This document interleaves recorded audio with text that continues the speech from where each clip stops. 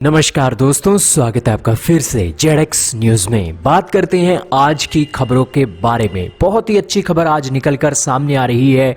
Lockdown असर दिखाना शुरू कर चुका है कोविड की सेकंड लहर में। पिछले 24 घंटे में 3.5 लाख से ज्यादा नए मरीज आए हैं। लगातार 7वें दिन 3000 से ज्यादा मौत हुई है। लेकिन खुशी की बात यह है कि जो आंकड़ा 4 लाख के करीब हो गया था वो आंकड़ा घटा है और 3.5 लाख मरीज ही रिकॉर्ड किए गई हैं। लेकिन एक महीने में 68 लाख से ज्यादा मरीज अकेले भारत में ही देखने को मिले हैं। दोस्तों 3,50,598 मरीज रविवार को मिले हैं, जो एक अच्छी बात है कि यहां पर जो आंकड़ा है कम हुआ है। सीधा 3,95,000 से 3,50,000 पर आंकड़े गिर चुके हैं और जो मरने वालों की संख्या है उसमें भी कटौती हुई है। 3200-3500 तक आंकड़ा पहुंचा था, 3,000 हुआ है। एटलीस्ट कुछ तो अच्छी खबर यहां पर आई ही है। लेकिन यहां पर जो एक बात है, अब पूरे के पूरे राज्यों पर आप नजर डालिए। दोस्तों यहां पर जो एक ठीक होने वालों का आंकड़ा है 3,08,522 तक पहुंचा है। जो लोग ठीक हुए हैं एक दिन में, बहुत बड़ा आंकड़ा है। बहुत ही खुशी की खबर है कि एटलीस्ट इतने लोगों ने तो कोरोना को हरा ही दिया है। महाराष्ट्र में फिर 63,000 केस आए हैं, 800 लोगों की मौत हुई है। सबसे ज्यादा महाराष्ट्र प्रभावित हो रहा है मौतों के मामले में। लेकिन इसी के साथ केरला में भी 35,000 करीब केस आ रहे हैं और 15,000 लोगों ने कोरोना को हराया है। और इसी तरीके से जो यूपी है, यूपी में 30,000 केस आए हैं और 38,000 लोगों ने कोरोना को हरा दिया है। इसी के साथ हरियाणा में 13,588, 8500 लोगों ने हराया है। गुजरात में 13,847 और 10,582 लोगों ने कोरोना को हरा दिया है। पंजाब में 7,000 केस आए हैं और 4448 लोग ठीक हो गए हैं। हालांकि पंजाब में 138 लोग मारे गए हैं, गुजरात में 172 और हरियाणा में 125, तेलंगाना में 51। तो दोस्तों चलते हैं अगली बड़ी खबर पर। जी हां दोस्तों, बीजेपी के साथ खेला होबे हो गया है। प्रधानमंत्री तो दीदी ओ दीदी करते रह गए, लेकिन बीजेपी के साथ खेल हो गया है। दोस्तों यहां पर खेल तो बंगाल के अंदर दीदी के साथ भी हो गया है, लेकिन दीदी यहां पर अपना एक परचम लहरा चुकी है। दरअसल बंगाल में दिन भर एक खेल चला और उस खेल में जो टीएमसी है बड़ी पार्टी बनकर उभरी है और बहुमत हासिल हुआ है। और यहां पर बीजेपी बहुत शर्मनाक हार से हारी है, क्योंकि बीजेपी के जो चाणक्य कहे जाते हैं अमित शाह, वो कहते थे कि हम 200 प्लस सीटें लेंगे, लेकिन शर्म की बात है कि 100 से ज्यादा सीटें भी नहीं आई।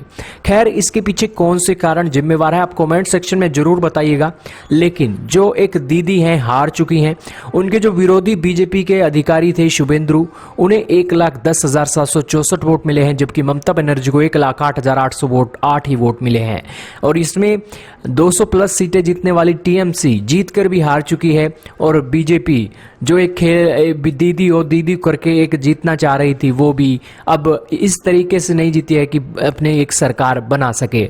हालांकि ये एक इस तरीके के आप देख लीजिए कि किस तरीके के कार्टून सोशल मीडिया पर वायरल हो रहे हैं और बिल्कुल दबाकर बेइज्जती की जा रही है यहाँ पर बीजेपी की, क्योंकि अमित शाह से लेकर योगी आदित्यनाथ और प्रधानमंत्री नरेंद्र मोदी जी ने कोई कसर नहीं छोड़ी थी दीदी ओ दीदी करने के लिए।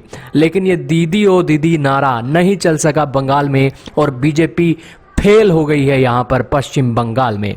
और दोस्तों यहाँ पर शुभेंदु जीत चुके हैं और ममता बनर्जी हार चुकी हैं। देखिए अब क्या होती है उठापटक यहाँ पर। लेकिन गहमा गहमी के बीच बंगाल के अंदर एक सरकार चला पाना टीएमसी के लिए कोई सीधी खीर नहीं होगी। चलते हैं अगली बड़ी खबर पर। दोस्तों ये ओवरऑल मैप है बीजेपी का, जिसमें बताया गया है कि बीजेपी के पास अब कितने राज्य हैं। बीजेपी के पास अब बताए जा रहे हैं सिर्फ 18 राज्य है। कांग्रेस के काल में कभी ये 17 राज्य हुआ करते थे, लेकिन बीजेपी के पास अब 18 राज्य रह गए हैं।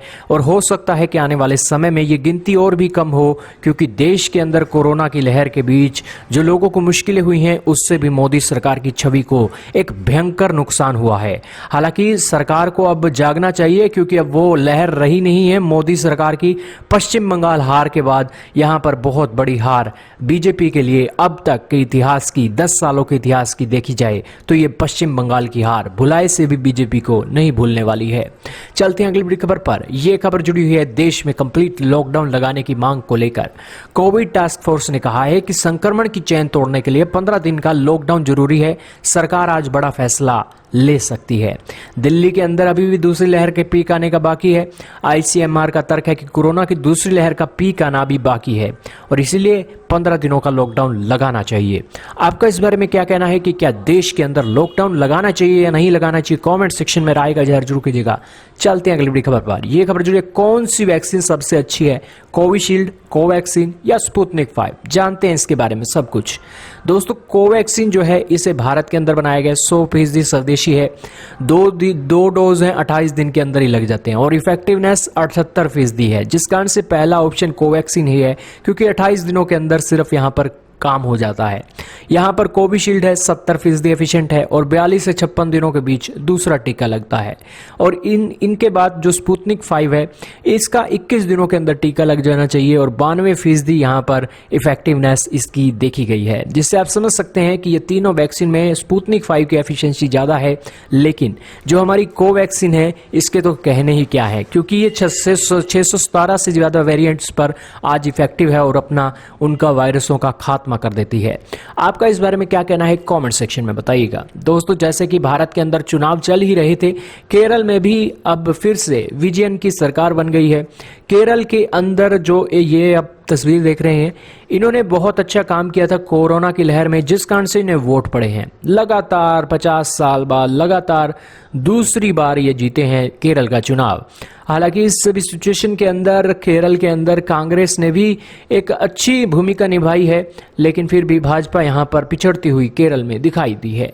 चलते हैं अगली बड़ी खबर पर। यह खबर है टीके का टोटा। गरीब देशों में 500 में से एक व्यक्ति को टीका लग चुका है, लेकिन अमीर देशों में 4 में से 1 को टीका लगा है। दुनिया भर में टीकों की कमी के कारण बिगड़ रहे हैं हालात। दोस्तों, तुर्की के स्वास्थ्य मंत्री ने बोला है टीकों की व्यवस्था करने में कम से कम 2 महीने तो लग ही जाएंगे।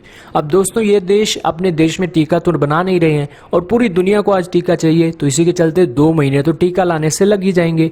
और इसी के चलते तुर्की ने रशिया की ओर रुख किया है टीके को लेकर, क्योंकि उसे पता है कि अमेरिका जैसा दोगला देश किसी को भी टीका नहीं देगा। इसी के चलते वो रशिया के पास गया है, क्योंकि रशिया ही मुश्किल की घड़ी में काम आता है, अमेरिका जैसे दोगले देश काम नहीं आते। हालांकि दुनिया के अमीर देशों ने टीके का स्टॉक कर रखा है, इसलिए दुनिया में वैक्सीन की शॉर्टेज भी है। 30% मौतें आज गरीब और मध्य आय वाले देशों में हो रही हैं कोरोना से। 9.3% मौतें पिछले माह तक कोरोना से हो रही थी, दुनिया में गरीब और कम आय वाले देशों में देखी गई है। हालांकि 87% टीके आज अमीर देशों ने खरीदकर अपने वेयर हाउस में रख रखे हैं, जिससे एक कमी पैदा हो गई है। ब्राजील सबसे ज्यादा प्रभावित हो रहा है मौतों के कारण। 21 करोड़ आबादी में से 6% से भी कम को टीका लगा है। मौतों के मामले में दुनिया में दूसरे स्थान पर ब्राजील ही है। इसी तरीके की कहानियां अलग अलग हैं। आज की इस वीडियो में सिर्फ इतना ही था। वीडियो कैसी लगी कमेंट सेक्शन में जरूर बताइएगा। इस वीडियो में सिर्फ इतना ही था।